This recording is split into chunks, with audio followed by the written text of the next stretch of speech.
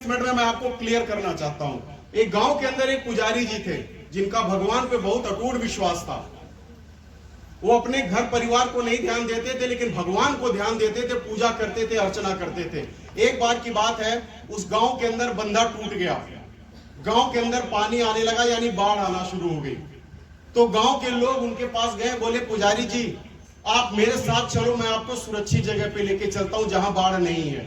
तो पुजारी जी ने उन व्यक्तियों से बोला, मूर्ख तू कौन है मुझे बचाने वाला? अगर मैं मरने वाला रहूंगा तो जिसकी सारी जिंदगी मैंने पूजा करी है वो मुझे बचाएगा। अर्थात मुझे कौन बचाने आएगा? भगवान बचाने आएगा। ऐसा जब पुजारी जी ने बोला, वो गांव के लोग चले गए। पानी जब और ज्यादा हुआ, कमर तक पानी आया, तो वो नाव वाले आते हैं और पुजारी जी से कहते हैं, पुजारी जी नाव पे बैठो, मैं सुरक्षित जगह पे लेके चलता हूं। पुजारी जी ने बोला, मूर्ख तू कौन है मुझे बचाने वाला? अगर मैं मरने वाला रहूंगा तो मुझे कौन बचाने आएगा? भगवान बचाने आएगा। वो नाव वाला भी चला गया। पानी जब गर्दन तक पहुंचा तो हेलीकॉप्टर वालों ने रस्सी लटकाई, पुजारी जी पकड़ो रस्सी। तो पुजारी जी ने बोला, मूर्ख तू कौन है बचाने वाला? मरने वाला रहूंगा तो कौन बचाने आएगा? भगवान। वो हेलीकॉप्टर वाला भी चला गया। पानी बढ़ता चला गया, पुजारी जी को तैरना आता नहीं था, डूब गए, मर गए। सारी जिंदगी पूजा पाठ किया था, चोरी बेईमानी करी नहीं थी, स्वर्ग में उन्हें शांति मिली, स्वर्ग में उनकी आत्मा को जगह मिली। कहने का मतलब, अब स्वर्ग में मिलने के बाद जितनी आत्माएं थी, वो सारी आत्माएं भगवान को धन्यवाद दे रही थी कि भगवान थैंक यू, आपने मुझे स्वर्ग दिया। लेकिन पुजारी जी की आत्मा, जितनी हमारे गांव में भोजपुरी में गालियां दी जाती, वो सारी गालियां पुजारी जी भगवान को दे रहे थे। अब मुझे एक्सप्लेन करने की जरूरत नहीं कितनी खतरनाक गालियां आजमगढ़ वाले देते हैं। भाई मिट्टी में रहा हूं इसलिए जानता हूं कितनी भयंकर वाली गालियां देते हैं, है ना। तो सारी गालियां पुजारी जी दे रहे थे। तो भगवान को पता चला कि एक आदमी को स्वर्ग मिला, इसके बाद भी नालायक गाली दे रहा है। भगवान को कुछ हजम नहीं हो रहा था। भगवान उसके पास जाते हैं, कहते हैं कि मूर्ख गाली क्यों दे रहा है? अभी तेरा ट्रांसफर नर्क में कर दूंगा। तो बोला, तुम नर्क में करोगे तो वहां और गरियाऊंगा तुम। तो भगवान को रहा नहीं गया, उसने पूछा कि अरे भाई तू गाली क्यों दे रहा, पहले ये तो बता। तो कहा, सारी जिंदगी तेरी पूजा पाठ किया, कभी बीवी बच्चों का ध्यान नहीं दिया, लेकिन जब मैं मरने वाला था, संकट में था, विपत्ति में था, तुम मुझे बचाने नहीं है, इसलिए मैं तुम्हें गाली दे रहा हूं। तो भगवान ने बोला, बस इस चीज के लिए गाली दे रहा? तो सुन, से ये सृष्टि बनी है और जब तक ये सृष्टि रहेगी, एक बात कभी नहीं बदलेगी कि ईश्वर कभी किसी की मदद नहीं करता, खुद वो किसी न किसी के माध्यम से मदद करता है। वो गांव के लोग जो तेरे पास गए थे मैंने भेजा था, वो नाव जो तेरे पास गई थी मैंने भेजा था, वो हेलीकॉप्टर जो तेरे पास गया था मैंने भेजा था। पहचान ना सका, यही तेरी मौत का सबसे बड़ा कारण है। भेजा तो था मैंने ही भेजा था, तो पहचान ना सका। अब हम बातें करेंगे अपनी। आज से 20 साल 30 साल 40 साल बाद हम सब लोग स्वर्ग में मिलेंगे ना? कितने लोग स्वर्ग में मेरे साथ मिलने वाले? हाथ ऊपर करो। अच्छा, बाकी नरक में मिलेंगे? भाई मैं नहीं जाने वाला, मुझे बहुत डर लगती है नरक से। बोलते पकोड़े बना बना के तलते हैं सब, मैं नहीं जाने वाला हूं। आप भी मत जाना, अच्छे कर्म करना है ना। चलिए अब ये बताइए, जब हम जाएंगे तो हमारी तो केवल आत्मा होगी नहीं, वहां अंबानी की भी आत्मा होगी, टाटा की भी आत्मा होगी, भाई साहब मोदी जी की भी आत्मा हो सकती है, और भी बड़े बड़े लोगों की आत्माएं होंगी। अब पता वहां क्या बात हो रही होगी? कोई बोलेगा, मुझे तो भगवान ने इतना अमीर बनाया कि मैं तो बंगले में रहता था, बंगले में। तो कोनो बोलेगा कि मैं तो अपनी बीवी को गहने से लाद दिया था।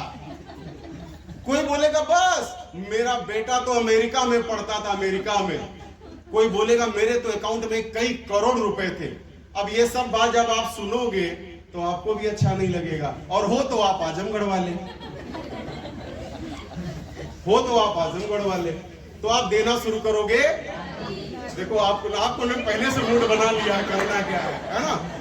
दोगे तो आप गाली, जब गाली दोगे भगवान आएंगे और पूछेंगे गाली क्यों दे रहा है, तो आप क्या बोलोगे?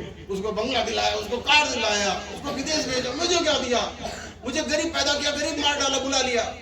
तो भगवान बोलेंगे, सुन, जब से सृष्टि बनी है और जब तक रहेगी, भगवान किसी की मदद खुद नहीं करता, किसी न किसी के माध्यम से करता था। भेजा तो था फलनवा के माध्यम से फोर स्क्वायर की मीटिंग में, पहचान ना सका। यही तेरी गरीबी, तेरी दरिद्रता का सबसे बड़ा क्योंकि भगवान कभी पैसा रास्ते देता, पहचान सको और पहचान लो। आज से रास्ता ही दिया था, पिताजी ने अलग 15 दिन के लिए घर से ठेल दिया, लेकिन रुका नहीं, क्योंकि रास्ता भगवान ने दिया था, किसी के माध्यम से दिया था।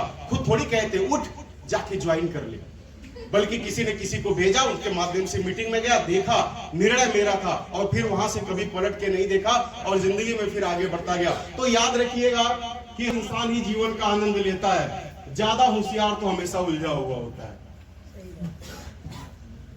शायद आपको विश्वास ना हो, लेकिन मैं आपको बताता हूं, सच यही है।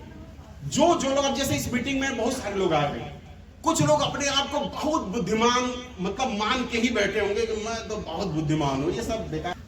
मेरे से होशियार, माफ करिएगा, आप वास्तव में कितने काबिल है ना, आपका अकाउंट बैलेंस बताता है। मेरा ये फिलॉसफी है। भाई साहब गलत बोल रहा हूं तो टोकिएगा। अगर मैं बुद्धिमान हूं तो मेरे खाते में पैसे होने चाहिए कि नहीं, और अगर पैसा भी नहीं है, मैं बुद्धिमान हूं, तो फिर किस बात की बुद्धिमानी। और कितने ऐसे होंगे जो आज भी अपने बापा के घर में होंगे, उनकी इतनी औकात नहीं होगी कि अपने दम पे भी एक ईंटा रख ली हो, लेकिन वो अपने आप को क्या सोच के बैठते हैं, होशियार, मैं बहुत बुद्धिमान हूं, मुझे कौन कौन बता सकता है, मुझे कौन सिखा सकता है। हेलो, आपको कोई भी कुछ भी सिखा सकता है और कभी भी जिंदगी बदल सकती है, ये भी बात आप याद रखिए। तो कुछ लोग होते हैं अपने आप को बहुत चालाक समझते हैं, और मेरा मानना चालाक कभी घाट नहीं लगता है, वो रास्ते में रह जाता है। यकीन नहीं है तो सुनो। सुना था एक कहानी हमारे गोरखपुर की, कि हमारे यहां से एक ट्रेन जाती है, उसका नाम है चौरी चौरा एक्सप्रेस। क्या नाम है? जो गोरखपुर से दिल्ली के लिए जाती है। एक बार की बात है कि एक आदमी को गोरखपुर से दिल्ली जाना था। अब टिकट तो उसने लिया नहीं, तो जनरल में भागे भागे जनरल के दरवाजे पे गया, और जनरल के दरवाजे यानी जनरल बोगी की हाल हम सब लोग जानते हैं। कितने लोग हैं जो जनरल का मजा लिए? हाथ ऊपर करें। मैं भी लिया हूं। अच्छा, बाकी सब फ्लाइटें से आते जाते हैं, मतलब वो ट्रेन में देखिए, ये वाली गोल्ड ट्रेन में नहीं बैठती है। कहां बैठती है? डायरेक्ट फ्लाइट में लोग जाते हैं। चलिए, मेरी शुभकामना है, गुड लक। लेकिन मैं तो बहुत मजा लिया हूं, कैफियत से बहुत धक्का खा के गया हूं दिल्ली में। और कई बार ऐसा होता है कि बाथरूम में भी लोग बंद होते हैं, और बाथरूम के दरवाजे पे मैं आपको यकीन दिलाता हूं कि यही कैफियत एक्सप्रेस 2225 मेरे ख्याल से ट्रेन का नंबर था, अभी भी शायद वही होगा। जब मैं आजमगढ़ में रहता था तो अक्सर मैं दिल्ली जाता था। पेपर बिछा के जहां लोग चढ़ते हैं, कितनी बार वहां पे बैठ के गया था, नाक बंद करके जाना पड़ता था। क्या आपने ऐसा कभी महसूस नहीं किया कि आपने भी जनरल में देखा होगा कि भेड़ बकरियों की तरह लोग ठूसे रहते हैं? तो आदमी दौड़ते दौड़ते तो गया, अब जगह जब वो घुसने की कोशिश कर रहा, तो गेट पे भी लोग खड़े थे, उसको धक्का मार दे रहे थे, वो बाहर आ जा रहा था। अब ट्रेन चलने वाली थी, अब वो करे क्या? अब वो रिजर्वेशन भी नहीं करा सकता था, पैसे भी नहीं थे, तो वो पता क्या किया, वो जनरल बोगी के सामने जो खिड़कियां बनी होती वहीं गया, बोला सांप सांप, इस बोगी में सांप। और हम भारतीय तोप से, कट्टे से, बंदूक से नहीं डरते, लेकिन इससे डरते हैं। और 90% लोगों के सपनों में हीरो हीरोइन नहीं आती, फेटार आता है। बोलो हाँ या ना? सबसे ज्यादा हम इसी से डरते हैं ना। अब भाई साहब देखो कितना होशियार आदमी था, जैसे ही बोला सांप सांप सांप, 1 मिनट नहीं लगा, पूरी बोगी है खाली। पूरी बोगी खाली था ना, बुद्धिमान आदमी। जी सर। चलो, अब हुआ क्या कि उसने जब बोला कि सांप सांप सांप, पूरी बोगी खाली। अब ये मस्त गया, चद्दर बिछाया और एक चद्दर ओढ़ा। उसे पता थी कि सुबह 7 बजे पहुंचेगी ट्रेन, उससे पहले तो कुछ होना नहीं है। अब ये थोड़े टाइम के बाद सो गया। जब थोड़े टाइम के बाद सो गया, जब सुबेरा हुआ लगभग 7 बजा, तो ये पूरा एकदम जमाई लगे, हाँ भाई दिल्ली आ गया क्या? तो देख रहा कि कुछ लोग नीचे से टार्च और डंडा लेके खटर पटर कर रहे हैं। तो ये पूछा, भाई साहब दिल्ली आ गया क्या?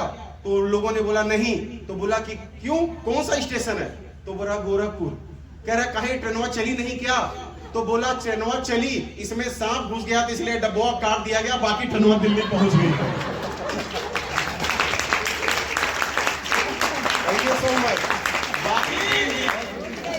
तो ज्यादा होशियार आदमी कभी घाट। अब लोग कहते हैं, जब ये बिजनेस प्लान बताया जाएगा तो लोग कहेंगे ठीक है मैं समझ के बताऊंगा। सच सच बताइए, समझ के तो हमने शादी भी किया था भाई साहब। और अगर मौका मिले गियर बदलने का, सबसे पहले ब्याह वाला गियर बदलेंगे। यस जानो, यस सर। खाली पुरुष नहीं बदलेंगे, महिलाएं भी बदलेंगे। समझ के किया था ना। अच्छा चलो एक बात बताओ, क्या वास्तव में आज